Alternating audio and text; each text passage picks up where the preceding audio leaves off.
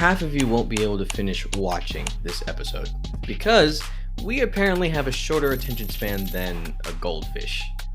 But it's longer than a fruit fly, and that's actually 4 seconds long. So, congrats, you made it to the fruit fly club.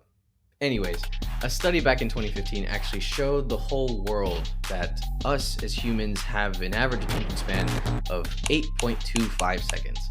Now that's 1 second less than the goldfish, which is kind of astounding and showed us, how dumb we are, at least in this age. And to me, it kind of actually made sense. With TikTok, Instagram Reels, and YouTube Shorts kind of being a thing, I kind of saw myself being a part of that average a lot more times than I honestly would like to admit. However, something just didn't make sense to me. So if we have a short attention span of 8.25 seconds, then how are we able to watch movies? How are we able to hang out with friends for hours and talk and have conversations and everything like that? And most of all, how are we able to binge Netflix? That just surprised me. So I came across this article actually researching for this pod and actually kind of changed the whole structure of how this thing is. And I was mostly banking on the fact that how we have such short attention spans, we need to do something different. But this thing changed my mind. I'll link it down below so that you can read it on your own time if you want to. But basically what it says is that the original statistic that it brought out of us having such a short attention span wasn't actually factual. In the case of, it was brought by Microsoft in 2008, which is quite a while ago. And it was basically just about people's activities on websites, that they didn't like, just measuring how fast they clicked off. And that was basically the statistic. And it wasn't actually a legitimate study. And in the article, doing further research on and further studies on this subject of attention spans, it actually proved that that statistic is false. And this article came out actually this year. And surprisingly, a lot of us still believe this. So everything that I just mentioned to you from the beginning of this video is a lie. False. But here's the thing. Why does it still make sense? Well, I came later to realize that it's actually because of distractions. So let me play out a story for you just to illustrate this for a minute. You get up in the morning by your phone's alarm. You're kind of like dazed a little bit. You grab your phone to turn it off, and then you see one of your friends actually texted you.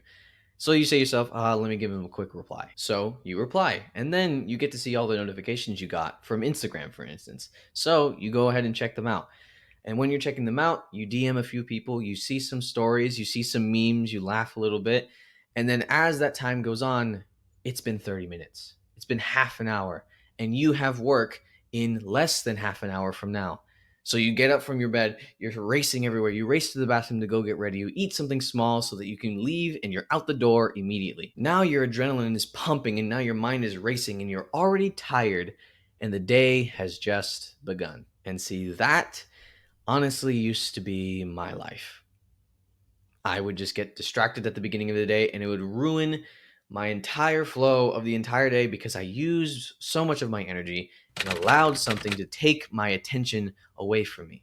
And it sucked. And see, that's probably most of us right now. Now, I'm not here just to let you know of something very bad happening in our lives. That's not the way the Y approach rolls, okay? We're here to actually give value. And so here's the value. These are 3 things that I've done to actually get my attention back and focus and be more effective in the work that I do and also in everything else that I decide to do in life. So, number 1, silence notifications. And see, if you keep notifications on, you're basically open the door to every distraction to coming your way pretty much all the time. And trust me, those notifications will come and really not at the greatest times when you actually need to be focused. And so what I did is that when I'm busy, I have a mode on my phone where only the people of my family, my loved ones, and people from work can only contact me and nothing else gets shown through. And honestly, I have to tell you, that's honestly made my life so much easier than it was before because I'd be focusing on one thing, get distracted on another, and an activity that could have just taken me 10 minutes to do took me 45 minutes to do because I spent 30 of them actually just watching Instagram Reels or YouTube Shorts or texting a friend. And that's what notifications bring you out of.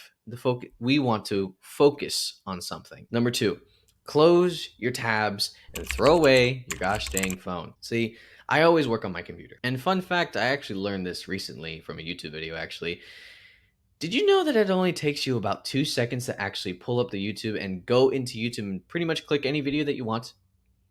That's crazy. It takes you 2 seconds to instantly get distracted and move on away from what you actually wanted to do. And that's honestly what I did every single time that I got bored or I wasn't stimulated enough in my brain to actually focus on my work. And honestly, that came a reflex for me. So, what I had to do was close all the tabs that I had open from when I was previously bored. All the YouTube tabs, all the TikTok tabs, all the tabs that had Instagram reels and memes and popped up. And then I threw my phone across the room because even then, I am focused. I threw my phone across the room so any notification that can pop up, even if it's maybe important or just someone, my family members wants to send me a meme or something, I won't listen to it. And I don't have that open door to distractions in front of me. And you can honestly be surprised at how focused you can actually be when you put away all of the distractions and you focus on the thing that you said that you wanted to do, and you kind of put away all the entrances to distractions. It's honestly a focus that I've never felt before,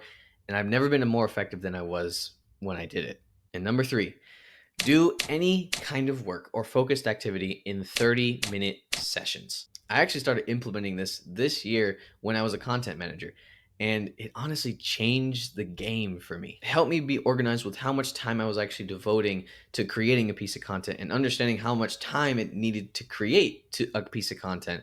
And actually, at the end of every 30-minute session, you give yourself a 5-minute brain break, I like to call them, or whoever said, wherever I found out that it called it that.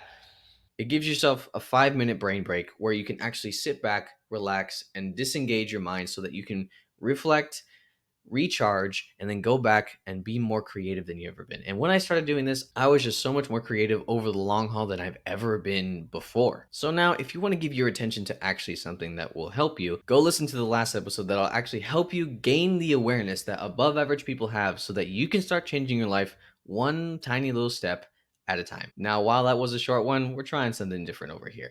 So, anyways, as always, start growing. Start now. And God bless you guys.